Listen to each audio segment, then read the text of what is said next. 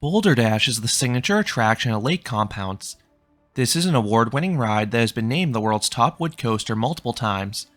But there are three key changes for the 2023 season that could dramatically impact the ride going forwards: Titan Track, tree removal, and Speedy Pass. In this video, I will review the 2023 experience and explain if it's better or worse. Boulder Dash was designed and built by Custom Coasters International or CCI back in 2000. The layout is incredible, but it is aggressive. With CCI out of business, Lake Compounds has had to hire multiple companies for retrack work over the years. Great Coasters International or GCI performed a major retrack on the coaster in 2008. Over the past few years, Martin & Vlaminx has done several retracking projects as well. Despite all this work, many still consider Boulder Dash a rough ride. Worst of all, the section that was retracked in 2022 was a nasty vibration from day one. The park realized something more extensive needed to be done. So for the 2023 season, Boulder Dash received some Titan Track. This weld-free steel track was designed by Skyline Attractions for use by GCI. This can be used in all new coasters, or in the case of Boulder Dash, it can be used to replace wood track on existing coasters. This can be done for smoothness and/or maintenance purposes.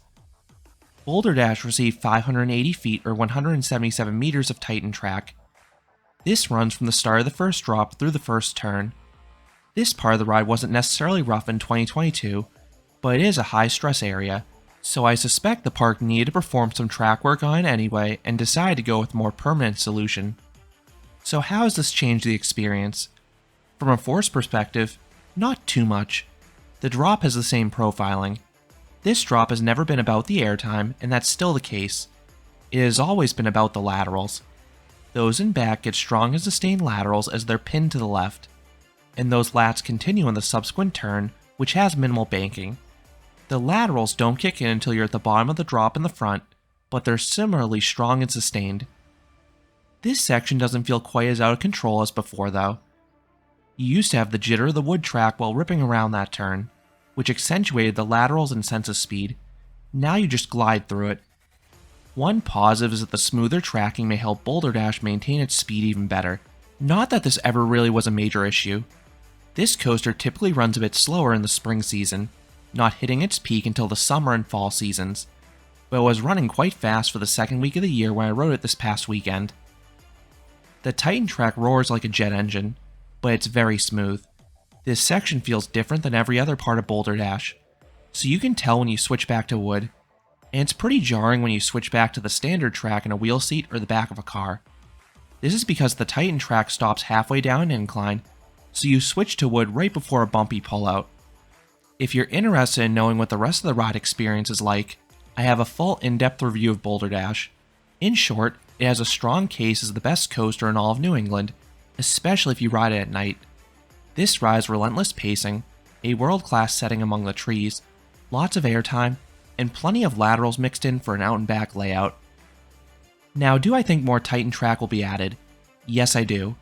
The consensus seemed to be from riders that they liked the all-new steel track, and they wish that smoothness was maintained for the rest of the ride.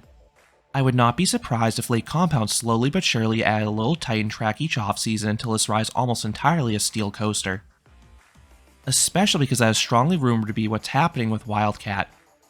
The park's historic 1927 wood coaster got a large retrack from Martin & Vlaminx for 2017, but unfortunately made the coaster rougher than ever. The ride was always shaky, but this made it even worse. In its current state, it is one of the worst wood coasters in the world. Wildcat is closed for the entire 2023 season for another big refurbishment, and it's expected to get Titan Track on most of the ride.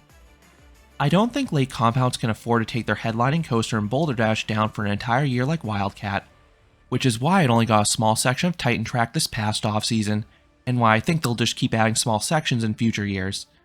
This is opposed to doing the entire ride at once. The Titan Track in Wildcat also shows the park is prioritizing rider comfort over historic value, and you could say the same with Boulder Dash. This ride's topped several wood coaster polls over the years, but if they continue to add steel track, it would technically be classified as a steel coaster by coaster enthusiasts. Some may call it sacrilegious, but I just want both rides to be enjoyable. If this is the most economical way for the park to do it, I support it. And to be honest, The average guest may still consider these rides to be wood because they'll see the all-wooden structure. One major benefit if Boulder Dash continues to get Titan Track is that it may lead to more consistent two-train operations. The park almost always runs one train on Boulder Dash. I've heard it's for maintenance purposes to minimize the wear and tear in the structure. If Titan Track is truly less maintenance intensive, it may mean the park can run two trains again without having to worry about accelerating the clock for the next retrack. And this may be very important given what's coming. In 2022, Lake Compounce unveiled Speedy Pass. This is a skip-the-line service that had been seen in a few other Parques Reunidos properties, most notably Kennywood in the USA.